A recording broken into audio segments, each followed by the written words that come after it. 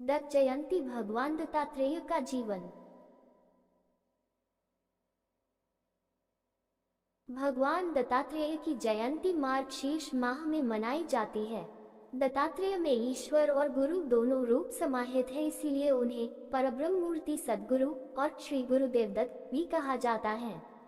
उन्हें गुरु वंश का प्रथम गुरु, साधक, योगी और वैज्ञानिक माना जाता है।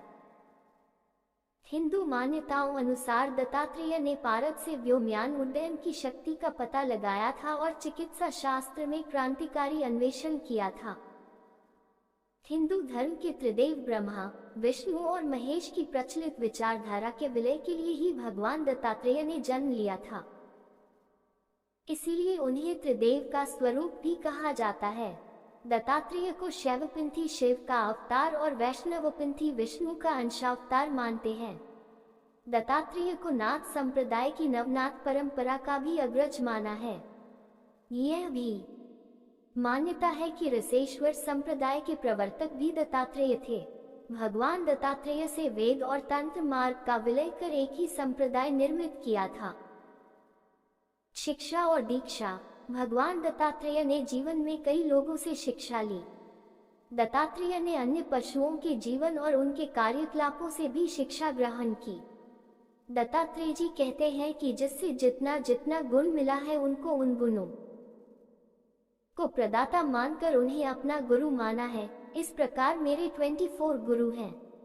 पृथ्वी, जल, अग्नि, वायु, आकाश, चंद्रमा, सूर्य, कपोत, अजगर, सिंधु, पतंग, भ्रमर, मधुमक्खी, गज, मृग, मीन, पिंगला, कुरर, पक्षी, बालक, कुमारी, सर्प, शर्कृत, मकड़ी और भृंगी। ब्रह्मा जी के मानस पुत्र महर्षि अत्रि इनके पिता तथा कर्दम ऋषि की कन्या और सांख्य शास्त्र के प्रवक्ता कपिल देव की बहन सती अनुसुईया इनकी माता थी।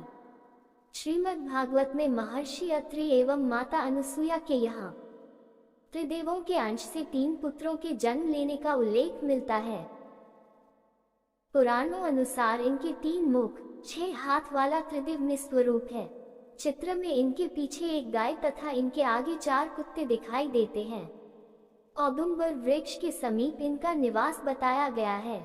विभिन्न मठ, आश्रम और मंदिरों में इनके इसी प्रकार के चित्र का दर्शन होता है। दत्तात्रेय के शिष्य, उनके प्रमुख 3 शिष्य थे जो तीनों ही राजा थे। 2 योद्धा जाति से थे तो एक असुर जाति से। उनके शिष्यों में भगवान परशुराम का भी नाम लिया जाता है। 3 संप्रदाय वैष्णव, शैव और शाक्त के संगम स्थल के रूप में भारतीय राज्य त्रिपुरा में उन्होंने शिक्षा दीक्षा दी। इस त्रिवेणी के कारण ही प्रतीक स्वरूप उनके 3 मुख दर्शाए जाते हैं, जबकि उनके 3 मुख नहीं थे। मान्यता अनुसार दत्तात्रेय ने परशुराम जी को श्रीविद्या मंत्र प्रदान की थी। यह मान्यता यह है कि शिवपुत्र कार्तिकेय को दत्तात्रेय ने अनेक विद्याएं दी थी। भक्त प्रहलाद को अनासक्ति योग का उपदेश देकर उन्हें श्रेष्ठ राजा बनाने का श्रेय दत्तात्रेय को ही जाता है। दूसरी ओर मुनि सांकृति को अवधूत मार्ग, कार्तवीर्यार्जुन को तंत्र विद्या एवं नागार्जुन को रसायन विद्या इनकी कृपा से ही प्राप्त हुई थी। गुरु गोरखनाथ को आसन, प्राणायाम, मुद्रा और समाधि चतुरंग योग का मार्ग भगवान दत्तात्रेय की भक्ति से प्राप्त हुआ।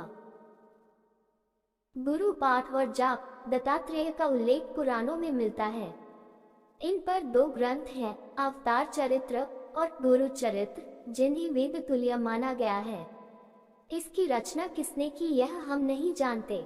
मार्गशीर्ष 7 से मार्गशीर्ष 14 यानी दत्त जयंती तक दत्त भक्तों द्वारा गुरु चरित्र का पाठ किया जाता है। इसके कुल 52 अध्याय में कुल 7491 पंक्तियां हैं।